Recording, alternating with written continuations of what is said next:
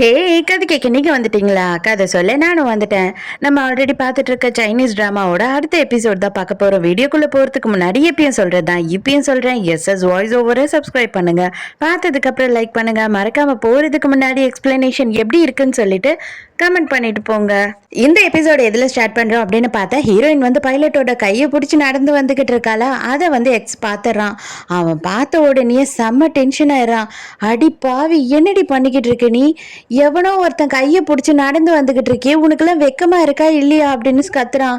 இவனுக்கு என்ன நடக்குதுன்னு இங்க புரியல. இவன் கூட தான் நீ வெளியில போயிருந்தியா, நைட்டு பூரா இவன் கூட தான் தங்கி இருந்தியா அப்படின்னு சொல்லிட்டு எக்கச்சக்கத்துக்கு கத்திக்கிட்டு இருக்கான். பைலட்டே, நீ யாரா அப்படின்னு கேட்கும் போது அவன் கிட்ட பதில் சொல்ல மாட்டான். நீ ரொம்ப நல்ல பொண்ணுன்னு நினைச்சேன், ரொம்ப அடக்க ஒடுக்கமான பொண்ணுன்னு நினைச்சேன், உன்னை எப்படியெல்லாம் நான் நினைச்சு வச்சிருந்தேன், ஆனா எல்லாத்தையும் பொய்யுங்கிற மாதிரி இவ்வளவு கேவலமா நடந்துக்கிட்ட அப்படின்னு சொல்லி திட்டுறானா. நம்ம ஹீரோயினுக்கே கோவம் வந்துடுது. உடனே பைலட், அவ என்னோட கேர்ள் ஃப்ரெண்ட், அவகிட்ட நீ பேசும்போது மரியாதையா பேசு, இல்ல அப்படின்னா நான் என்ன பண்ணுவேன்னு தெரியாது அப்படின்னு சொல்லிட்டு திட்டுறான்.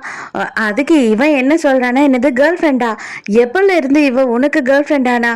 இப்பதான் நீயும் நானும் பிரேக்கப் பண்ணோம், அதுக்குள்ள இன்னொரு பையனை பிடிச்சிட்டியா? சான்ஸே கிடையாது. அப்பனா நீ என்ன லவ் பண்ணிக்கிட்டு இருக்கும் போதே வந்து இவன் கூட கனெக்ஷன்ல இருந்திருக்க, அதுதான் உண்மை. அப்புறம் நீ ரெண்டு பேரை வந்து ஏமாத்திக்கிட்டு இருந்திருக்க. இவ்வளவு கேவலமான பொண்ணா நீ? நான் கூட உன்னை எப்படி எப்படியோ நினைச்சிட்டேன் அப்படி இப்படின்னு சொல்லி ஹீரோயினை ரொம்ப கேவலமா பேசுறான். அப்ப ஹீரோயின் என்ன பண்றானா, நீ ரொம்ப பேசிட்ட, இதுக்கு மேல வாயை திறக்காது அப்படின்னு சொல்லிட்டு அங்க இருந்து வேக வேகமா கிளம்பிடுறா. அந்த டைமுக்கு கடுப்பான பைலட் என்ன பண்றான்னு புடிச்சு இழுத்து வச்சு அவன் மூஞ்சிலேயே குத்து குத்துன்னு குத்திடுறான். இனி அவகிட்ட வந்துட்டு ஏதாவது மரியாதை குறைவா பேசுன நீ அப்படின்னு எனக்கு தெரிஞ்சதுன்னா என்ன பண்ணுவேன்னே தெரியாது. உனக்கு ரொம்ப அடிபட்டுருச்சு அப்படின்னா இது என்னோட கார்டு, என்னோட மேனேஜர் கிட்ட கேட்டு நீ எனக்கு ஹாஸ்பிட்டலுக்கு எவ்வளவு பணம் வேணுமோ வாங்கிக்கோ அப்படின்னு சொல்லி இவனோட கார்டை கொடுத்துட்டு போறான். பைலட் என்ன பண்றான்னா, நேரா ஹீரோயின் வீட்டு கதவை போய் தட்டிக்கிட்டு இருக்கான். அவன் உள்ள உட்காந்து அழுதுகிட்டு இருக்கான். அப்போ அவன் என்ன சொல்றான் அப்படின்னா, இதை பாரு, நீ எதை பத்தியும் கவலைப்படாத, யாருக்காகவும் கவலைப்படாத, உன்னோட லைஃபை தான் நீ வாழற, யாரோட தயவுலையும் நீ வாழ்ந்துட்டு இல்ல, அதனால நீ யாருக்கும் எதையும் எக்ஸ்பிளைன் பண்ணணுன்ற அவசியமும் உனக்கு கிடையாது. உனக்கு பிடிச்ச வாழ்க்கையை நீ சந்தோஷமா உனக்காக வாழு, அதை விட்டுட்டு வேற யாரை பத்தி எதுக்காகவும் நீ கவலைப்படாத. உனக்கு யாரனா பிடிக்கலன்னா அவங்கள பார்க்காத, யார் கூடனா பேச பிடிக்கலன்னா அவங்க கிட்ட பேசாத. ஸோ உன்னோட லைஃப்பை நீ வாழ்ந்துகிட்டு இருக்க, அதை மட்டும் ஃபோக்கஸ் பண்ணு. உன்னோட ஃப்யூச்சர் எப்படி இருக்க போகுது அப்படின்றத மட்டும் கனவு காணு. இந்த மாதிரி தேவையில்லாத சிலரால் நீ இப்படி கஷ்டப்பட்டு ஒடிஞ்சு போய் இப்படி உட்காந்து அழுதுகிட்டு இருக்கிறது எனக்கு பார்க்க ரொம்ப கஷ்டமாக இருக்குது. தயவு செஞ்சு நீ ஸ்ட்ராங்காக இரு அப்படின்னு சொல்கிறான். அவன் அதை எல்லாத்தையும் சொல்லிட்டு அங்கேருந்து போயிடுறான். அதுக்கப்புறம் ஹீரோயின் உட்காந்து திங்க் பண்ணிக்கிட்டு இருக்கா. அவன் சொன்ன எல்லா விஷயமும் கரெக்டு தான். நான் தான் வந்துட்டு அடுத்தவங்களுக்காகவே யோசித்து யோசித்து இவ்வளோ நாள் வாழ்க்கையை வாழ்ந்து ஏமாந்துட்டேன். இதுக்கு அப்புறமாவது நான் என்னோட லைஃப்பை வாழணும்னு நினைக்கிறேன் அப்படின்னு யோசிக்கிறா. இன்னைக்கு தான் பைலட்டோட 3rd டே, அதாவது கடைசி நாள் அவருக்கு. இன்னைக்கு அவர் வந்துட்டு ஃப்ளைட்டில் ஏறி கிளம்புறாரு. இதோட போனாருன்னா அதுக்கப்புறம் இவருக்கு ஞாபகம் இருக்காது இல்லையா? அதனால ஹீரோயின் வரா. வந்த உடனே நீ ரொம்ப மூட் ஆஃபாக இருக்க, வரமாட்டேன்னு நினைச்சேன் அப்படின்னு சொல்றான். இன்னைக்கு தான் நம்ம லாஸ்டா பாக்குறோம், அதனால கண்டிப்பா நான் எப்படி உன்னை மிஸ் பண்ணுவேன் அப்படின்னு சொல்றான். என்னது லாஸ்டாவா? எதனால நீ அப்படியெல்லாம் பேசுற அப்படின்னும் போது, இல்ல இல்ல, நீ இப்போ வந்து பைலட்டா கிளம்பி போற, அதுக்கப்புறம் எத்தனை நாள் கழிச்சு திரும்பி வருவேன்னு தெரியல இல்லையா, அதனாலதான் நான் சொன்னேன், வேற ஒன்றும் இல்லை அப்படின்னு சொல்லும் போது அவன் என்ன சொல்றானா, இந்த ட்ரிப்பை நான் முடிச்சுட்டு வந்த உடனே நம்ம ரெண்டு பேரும் கல்யாணம் பண்ணிக்கலாம், எனக்காக நீ வெயிட் பண்ண அப்படின்னு கேட்குறான். ஹீரோயினா அப்படியே சிரிச்சுக்கிட்டே நின்றுட்டு இருக்கா. ஏன்னா அவளுக்கு தெரியும் இல்லையா, இப்ப போறவன் இதோட மறந்துடுவான்னு. அதோட மறுநாள் காட்டுறாங்க, வீக்கெண்ட் ஆயிடுது. நம்ம ஹீரோயின் சரி இன்னைக்காவது இந்த வீடெல்லாம் ஏற கட்டி குப்பையெல்லாம் வாரி வெளியில கொட்டுவோம் அப்படின்னு சொல்லிட்டு வீடு எல்லாத்தையும் ஏற கட்டிக்கிட்டு இருக்கா. ஹீரோயின் குளிக்கிறதுக்காக பாத்ரூம்க்கு போறா. அப்ப வந்து ஒரு பாக்ஸை தள்ளி விட்டுட்டு போயிடுறா. அந்த பாக்ஸ்ல இருந்து பொம்மை வெளியில வந்து விழுந்துடுது. குளிச்சுட்டு தலை தொடச்சிக்கிட்டே வெளியில வரா. வந்து பார்த்தா இங்க ஒரு பையன் உட்காந்து கேம் விளையாடிக்கிட்டு இருக்கான். அவனை பார்த்த உடனே ஆன்னு ஒரே கத்து கத்த ஆரம்பிச்சிடுறா. டேய் யாரா நீ, எப்படா உள்ள வந்து, எப்படா உள்ள வந்து அப்படின்னு இவ பாத்ரூம்குள்ள போய் கத்திக்கிட்டு இருக்கா. அவன் என்ன சொல்றானா, என்ன நீ லூசு மாதிரி பேசிக்கிட்டு இருக்க, நான் தான் என்னோட கிளாஸை முடிச்சுட்டு வந்துருவேன்னு உனக்கே தெரியும் இல்லையா, நான் குளிக்கணும், தயவு செஞ்சு சீக்கிரம் வெளியில வா, நான் மேட்ச் விளையாடிட்டு வந்துட்டு பயங்கர ஸ்வெட்டா இருக்கு எனக்கு அப்படின்னு சொல்லிக்கிட்டு இருக்கான். ஐயோ இவன் என்னடா இப்படியெல்லாம் பேசுறான், நம்ம தான் எந்த பொம்மையும் ஓபன் பண்ணவே இல்லையே அப்படின்னு அவ குழப்பமா இருக்கா. அதுக்கப்புறம் தான் இவளுக்கு ஞாபகம் வருது, ஆக்சுவலா அந்த டால் இவ கைக்கு எப்படி வந்திருக்கோம் அப்படின்னு பார்த்தா அந்த கடை சொந்தக்கார பையன் இருக்கான் இல்லையா, நீங்க ரெக்கமெண்ட் பண்ணி உங்க ஃப்ரெண்டு வந்து எக்கச்சக்கமான பொம்மையை வாங்கினாங்க, அதனால இதை கிஃப்டா வச்சுக்கோங்கன்னு சொல்லி இவன் ஏதாவது ஒரு பொம்மையை கொடுத்துருப்பான். ஐயோ, அந்த பொம்மையை தான் நான் தள்ளி கிள்ளி விட்டுட்டேனா என்னன்னு தெரியலையே அப்படின்னு முழிச்சுக்கிட்டு இருக்கா.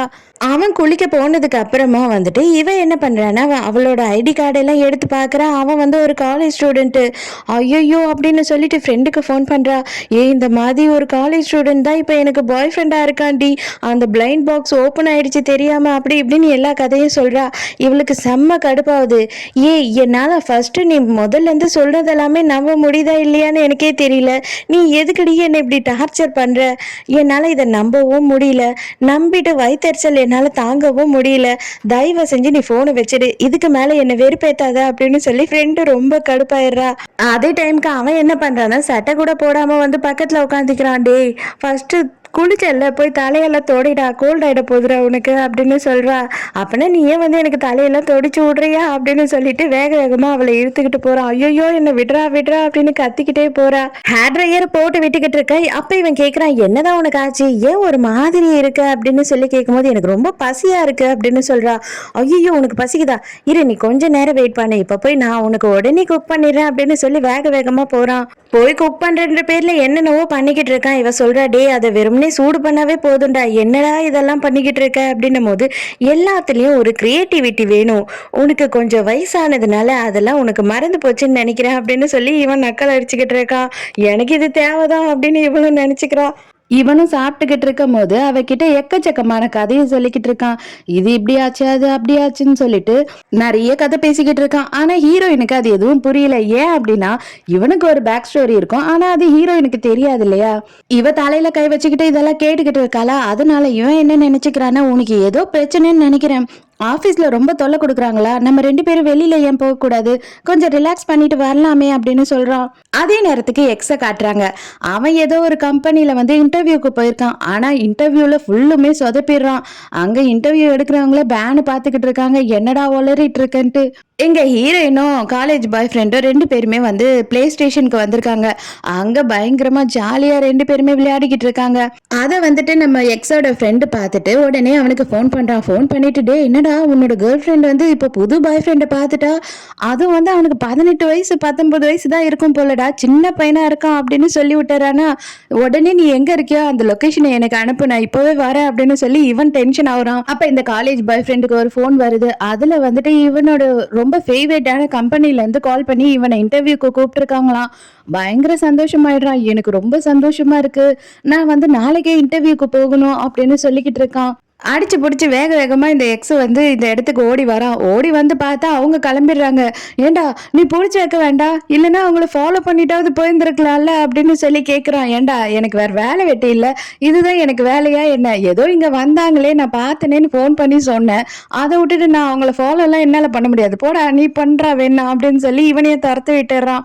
இவங்க 2 பேரும் பார்த்தா ஒரு காஃபி டேல உட்காந்து பேசிக்கிட்டு இருக்காங்க. அப்ப இவன் என்ன சொல்றான்னா, நீ என்னோட பயங்கரமான லக்கி தெரியுமா, உன்னோட ஸ்மைல் ரொம்ப அழகா இருக்கு, இப்படி எல்லாம் சொல்றான். இந்த மாதிரியான விஷயத்தெல்லாம் இவ வந்து கேட்டதே கிடையாது. அதனால இவ அப்படியே ஷாக்கா பாத்துக்கிட்டு இருக்கா. ஒரு வழியா ஊரெல்லாம் சுத்தி முடிச்சிட்டு வீட்டுக்கு வராங்க. அப்பா அவன், நானும் இங்கே இருக்கவா, உனக்கு சமைச்சு தரவா அப்படின்னு கேக்குறான். ஐயோ வேண்டாப்பா, நான் இருக்கிறத வெறுமனே சூடு பண்ணியே சாப்பிட்டுக்கிறேன், ஒன்னும் பிரச்சனை இல்லை, தயவு செஞ்சு நீ கிளம்பு அப்படின்னு சொல்லி இவனை அனுப்பிடுறா. மறுபடியும் எக்ஸ் அதே கடைக்கு போய் உட்காந்துட்டு ஃபுல்லாக குடிச்சிட்டு அவளுக்கு மெசேஜை டைப் பண்ணுறான், டெலிட் பண்ணுறான், டைப் பண்ணுறான், டெலிட் பண்ணுறான். அங்கே வேலை செய்கிறவரே பார்க்குறாரு. பார்த்துட்டு, என்னப்பா டெய்லி வந்து உட்காந்துட்டு இதே பண்ணிக்கிட்டு இருக்க, உனக்கு வேறு வேலைலாம் இல்லையா அப்படின்னு கேட்குறாரு. இவன் சைலண்ட்டாகவே இருக்கான். எனக்கு என்ன தெரியுமா தோணுது, உன்னை பார்க்கும் போது நீ எதையோ விட்டுட்டு இப்போ ரொம்ப ஃபீல் பண்ணிக்கிட்டு இருக்க மாதிரி இருக்கே அப்படின்னு சொல்லி கேட்குறாரு. ஆமாம் உண்மைதான், இப்போ நான் ரொம்ப வருத்தப்படுறேன், நான் வந்து அவளை ரொம்ப காயப்படுத்திட்டேன்னு எனக்கு தோணுது அப்படின்னு சொல்லும் போது, நீ அவகிட்ட சாரி கேட்டியா அப்படின்னு கேக்குறாரு. நான் சாரியா கேட்கலையே அப்படின்னு சொல்றான். சாரிய கூட அது தேவைப்பட வேண்டிய நேரத்துல கேட்கணும், அது வந்துட்டு எப்போ வேல்யூவோ அந்த டைம்க்கு கேட்கணும். அதை விட்டுட்டு அந்த டைமை விட்டுட்டு நீ அதுக்கப்புறம் காலில் விழுந்து புரண்டினா கூட வந்துட்டு அந்த சாரிக்கு வேல்யூவே இல்லாம போயிடும். இப்போ எனக்கு தெரிஞ்சு நீ வந்து அந்த டைமை விட்டுட்டேன்னு நினைக்கிறேன் அப்படின்னு சொல்றாரு. இவன் ரொம்ப ஃபீல் பண்ணிக்கிட்டு இருக்கான். அதே நேரத்துக்கு ஹீரோயினோட ஃப்ரெண்டுக்கு வந்து ஏதோ ஒரு அவார்டு கிடைச்சிருக்கான். அந்த அவார்டு செரமனிக்கு நம்ம ஹீரோயின் வரணும் அப்படின்னு சொல்லி அவ சொல்லிக்கிட்டு இருக்கா. அதனால இவளுங்க 2 பேருமே வந்து வீடியோ காலில் ட்ரெஸ்ஸு செலக்ட் பண்ணிக்கிட்டு இருக்காளுங்க. நீ என்ன பண்ணுவியோ எது பண்ணுவியோ எந்த ட்ரெஸ்ஸை போடுவியோ எனக்கு தெரியாது, காலையில நீ தான் ஃபர்ஸ்ட் ஆளா அங்க இருக்கணும் அப்படின்னு ஃப்ரெண்டு சொல்லிடுறா. அந்த டைமுக்கு இவளோட சீஃப் வந்து ஆபீஸ்ல இருந்து கால் பண்றாங்க. நீ அனுப்பின டிசைன்ல ஏதோ தப்பு இருக்குன்னு சொல்லி பிரிண்டிங் ஆபீஸ்ல இருந்து கால் பண்ணி சொன்னாங்க. அது என்ன ப்ராப்ளம் தெரியல, நாளைக்கு 10 மணிக்குள்ள எல்லா பார்சலையும் பேக் பண்ணணுமா அப்படின்னு சொன்ன உடனே இவளுக்கு பயங்கர டென்ஷன் ஆயிடுது. சரி உடனே நான் போறேன் அப்படின்னு சொல்லிட்டு நைட்டே உடனே கிளம்பி அங்க போறா. அங்க போனா எல்லாமே பிரிண்டிங் கொடுத்தாச்சு மேடம், நீங்க பண்ண தப்புல இப்ப எதையுமே மாத்த முடியாது, மிஷின்ல பிரிண்ட் ஆயிட்டு இருக்கு, பாதியில நிறுத்தவுமே முடியாது அப்படின்னு சொல்லிக்கிட்டு இருக்காரு. அப்புறம் இவ என்ன சொல்றானா, சரி ஓகே நம்ம வந்து அது மேல ஸ்டிக்கர் பண்ணிடலாம், அதே கலர்ல நான் டக்குன்னு ஒரு டிசைன் பண்ணி தரேன், அதை வந்துட்டு நீங்க பிரிண்ட் பண்ணி கொடுத்துட்டீங்கன்னா அது மேல ஒட்டிடலாம் அப்படின்னு சொல்லி ஒரு ஐடியாவும் கொடுக்குறா. நைட்டு பூராவும் இவளே அங்க உட்காந்து அந்த வேலையை எல்லாத்தையுமே செய்யறா. மறுநாள் காலையில அவரே வந்து காண்டாயிராரு. மேடம் நைட்டு பூரா உட்காந்து நீங்களே இந்த வேலையை செஞ்சீங்க அப்படின்னு சொல்றாரு. ஆமா என்ன பண்றது, நான் வந்து இருந்து பண்ணி ஆகணுன்றதுக்காக தான் பண்ணிட்டேன், எல்லாத்தையுமே முடிச்சு பார்சல் எல்லாம் பண்ணி வச்சாச்சு, நான் அர்ஜென்ட்டா வெளியில போகணும், நான் கிளம்புறேன் அப்படின்னு சொல்றா. நீங்க கொஞ்சம் ரெஸ்ட் எடுங்க மேடம் அப்படின்னு சொல்றாரு. இல்ல இல்ல எனக்கு வேலை இருக்கு அப்படின்னு சொல்லிட்டு அவ அங்க இருந்து கிளம்பிடுறா. ஃப்ரெண்டு விடாம போன் பண்ணிக்கிட்டே இருக்கா, அவ எடுக்கவே மாட்றா. அதுக்குள்ளேயே வந்து இங்க கூப்பிட்டுறாங்க. வேற வழியே இல்லைன்னு சொல்லிட்டு இவளுமே உள்ள போயிடுறா. ஹீரோயின் கிளம்பி வீட்டுக்கு போயிட்டு அதுக்கப்புறம் ரெடி ஆயிட்டு இப்பதான் கேப்ல அவ ஃப்ரெண்ட பாக்கிறதுக்காக போயிட்டு இருக்கா. இவளுக்கா பயங்கரமா தூக்கம் வந்துகிட்டே இருக்கு. அப்படியே தூங்கிக்கிட்டே போயிட்டு இருக்கா. அவளுக்கு பெரிய ஆக்சிடென்ட் ஏதோ ஆகுற மாதிரி சவுண்ட் மட்டும் கேக்குது. அதே நேரத்துக்கு அங்க ஃப்ரெண்ட் உட்காந்து மறுபடியும் இவளுக்கு ட்ரை பண்ணிக்கிட்டே இருக்கா. அவ அவார்டை கூட வாங்கிட்டே ரிட்டர்ன் வந்துட்டா. சோ இதோடய இந்த எபிசோட் முடியுது. இந்த எபிசோட் உங்களுக்கு பிடிச்சிருந்ததா, என்னோட எக்ஸ்பிளனேஷன் பிடிச்சிருந்ததான்னு சொல்லிட்டு மறக்காம எனக்கு கமெண்ட்ல சொல்லுங்க. சோ நாளைக்கும் மறக்காம கதை கேட்க வந்துருங்க, நானும் மறக்காம கதை சொல்ல வந்துடுறேன். பாய்.